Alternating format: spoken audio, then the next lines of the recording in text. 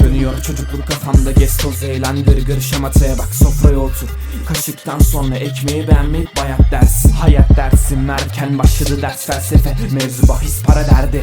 Geldi deldi sonra vurdu geçti. İnsanlarla alıp veremediğim yok, babam fabrikada işçi ama hakimin oğlu siktiri çekti. Çok koydu ama koyamadım asla, sineye çektim tabi utangaç. Biraz da kapanık tavırlarım yoktu, villalarım olsun havalarım. Onu bunu dolu dolu parayla kayırayım ha. Benim adım Çağrı, yaşım 19 bak geçti şimdi ser yıllarım. Taktım her yana kalktım, maskeler gördüm, yalanlara düştüm yollara. Farklı bir dolu ben, farklı bir ton ya da farklı bir yüz, bak aktı bir yüzün saklanarak. Kaç veri düşün durmadan, yıllarca düşledim ben bu düşü.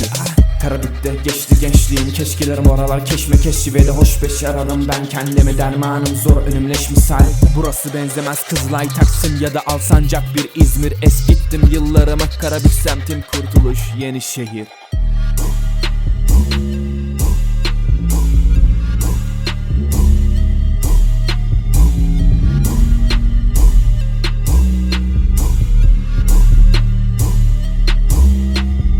Büyükler eskiden doğru söylemiş, yalan dostlar, sahte suratlar, aldanmamam gerekliydi. Aldandım ve de kandırıldım. Arap atı gibi kelimelerime gelebilecek, elini verebilecek, tenime değecek, sımsıkı sar beni durduramaz kimse. Bir gün gelecek bizi herkes bilecek, tersin diyecek, koluma girecek, cebime değecek, sözler edecek, aklımı çelecek, hepsi bitecek. Güya güya güya, hepsi bir rüya rüya.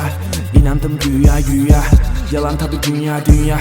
Düşeni de tekmeye vur ya, bakmadım aslına bakarsan yaşarım hayatımı. Ben bir aslanım, içimde meleğin kalbi. Düşersem de merak etme elbet kalkarım. Hakkını öderim yiğidin, hakkın vardı bir kastın, hep sen kaçtın. Tabi dedikodu yapmam, deli dolu biriyim ondan ben hep tek kaldım. Ama dönecek bir gün felek, bitmedi gülüyor şeytan melek. Düşünen var mıdır bilmem ama hissettim yine iyi bir gün dilek.